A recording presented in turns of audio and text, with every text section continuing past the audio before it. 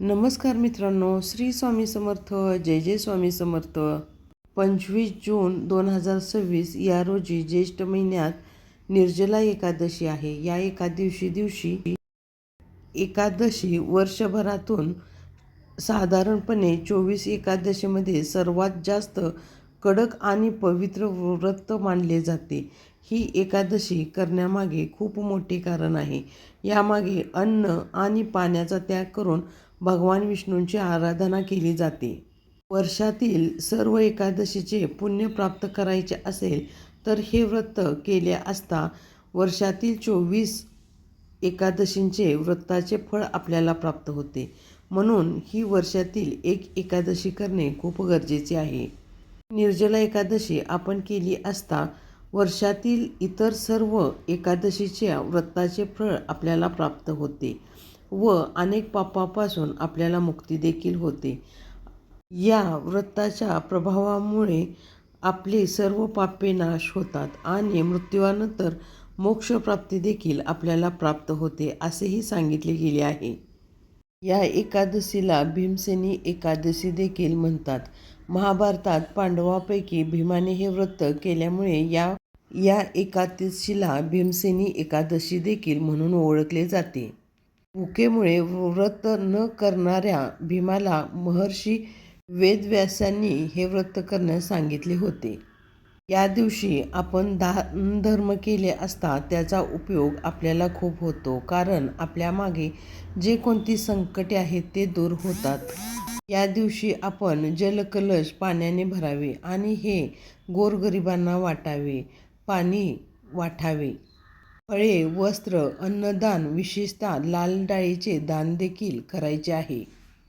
या दिवशी शक्य ते आपण दान करायचे आहे. या दिवशी अन्न, वस्त्र, गाय, जल, अंथरूण, चादर, छत्री, सुंदर आसन, कमंडलू यांचे दान आपण ब्राह्मणांना करायचे आहे. या दिवशी आपण तुळशीचे पूजन करायचे आहे. भगवान विष्णूला तुळशी अत्यंत प्रिय आहे. म्हणून या दिवशी तुळशीची विशेषतः पूजा केली जाते आणि तिच्याजवळ तुपाचा दिवा लावणे खूप गरजेचे आहे आणि या तुपामध्ये अक्षदा घालाव्यात. दिवा तुळशीजवळ ठेवून आपण ओम नमो भगवते वासुदेवाय हा मंत्र 108 वेळा जप करावा. त्यामुळे या व्रताचे फळ आपल्याला प्राप्त होते. पूजेच्या वेळेला पिवळे वस्त्र, साडी आपण घालायची आहे, कारण असे मानले जाते की श्रीहरीला पिवळे फूल, पिवळे वस्त्र, पिवळे वस्तू खूप प्रिय असल्यामुळे या दिवशी आपण पिवळे वस्त्र परिधान करून पिवळ्या वस्तू देखील, मिठाई आपण नैवेद्यासाठी वापरायच्या आहेत. या दिवशी आपण पिंपळाच्या झाडाची देखील पूजा करायची आहे. झाडाला जल अर्पण करून दिवा लावायचा आहे. यामुळे पितृदोष देखील दूर होतो आणि आर्थिक समृद्धी लाभते.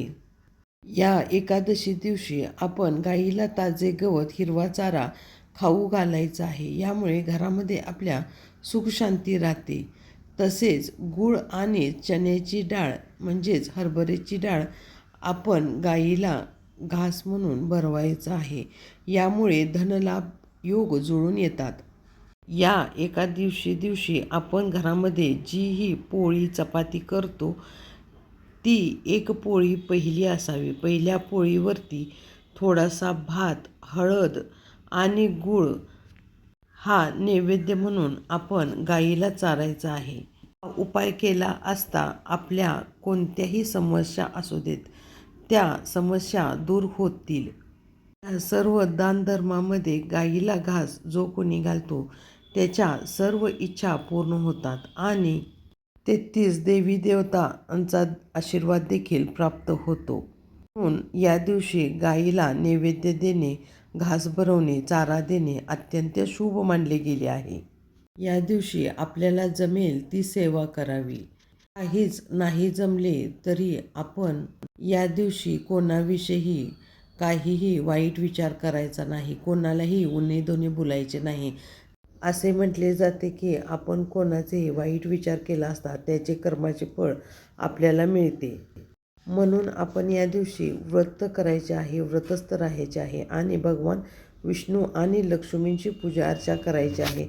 या दिवशी व्रत करायला जमले नाही तरी आपण या उपायामधील एक जरी उपाय केला असता त्याचे फळ आपल्याला नक्कीच प्राप्त होईल. अशाच नवीन व्हिडिओसाठी या चॅनेलला लाईक करा, शेअर करा, सबस्क्राईब करा.